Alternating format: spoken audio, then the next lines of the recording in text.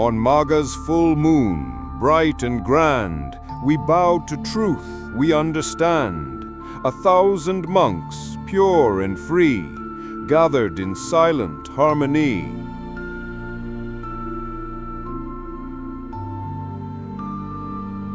No call was made, no word was sent, yet all arrived with shared intent.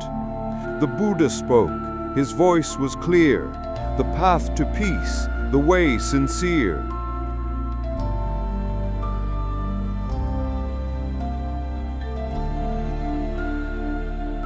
He taught the core, do good, refrain from evil acts that cause deep pain, and train the mind to shine and grow.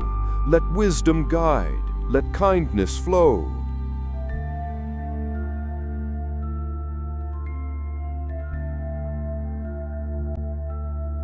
Lay followers, both women, men, support the Sangha time and again.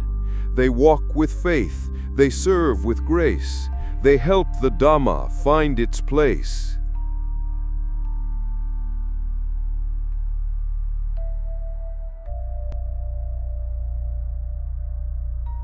The fourfold assembly stands as one, monks, nuns, and lay, their work begun.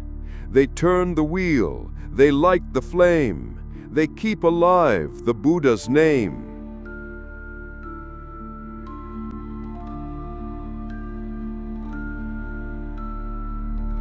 With speech and body, heart and thought, they live the truths the Buddha taught.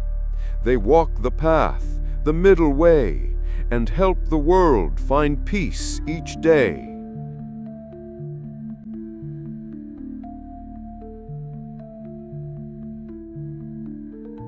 The noble ones, with minds so bright, have seen the end of inner fight. They know, they let go, they rise above, and live in joy, in boundless love.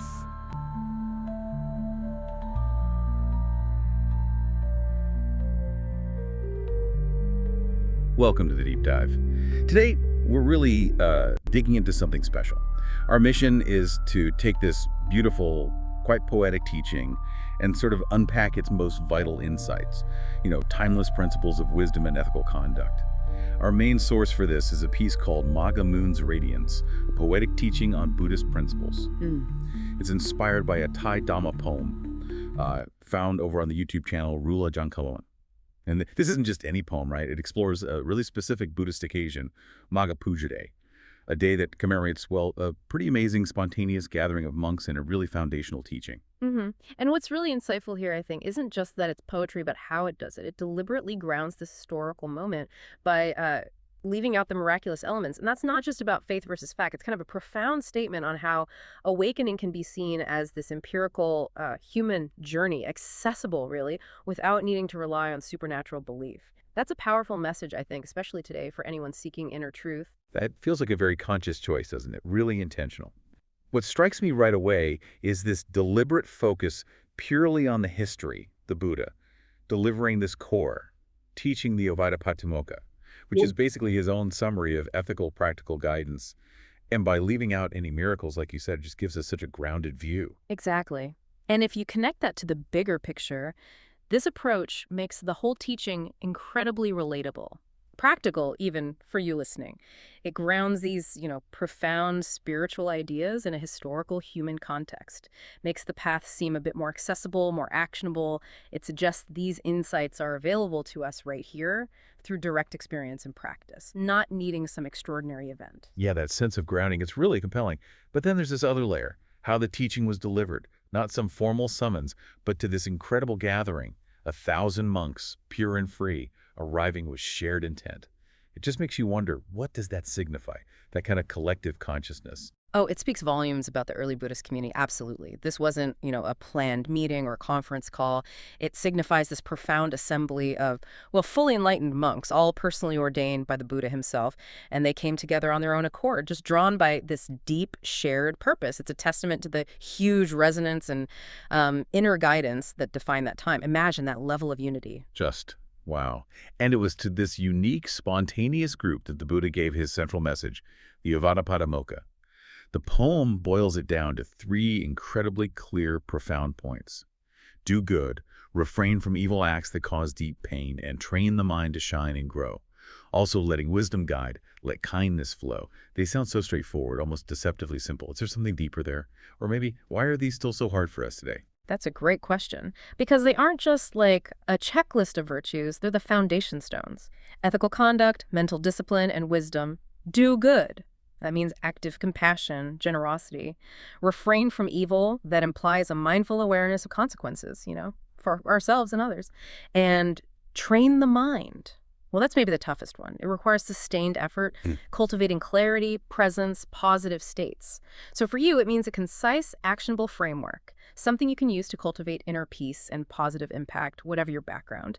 It really boils down to how we act, how we think, and how we understand the world around us.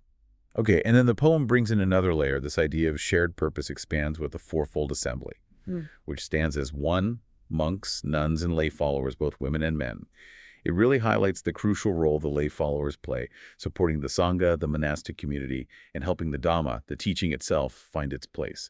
Exactly. And what's fascinating there is the emphasis on community. It's not just the monks and nuns. This whole assembly collectively turn the wheel, they light the flame, keep alive the Buddha's name.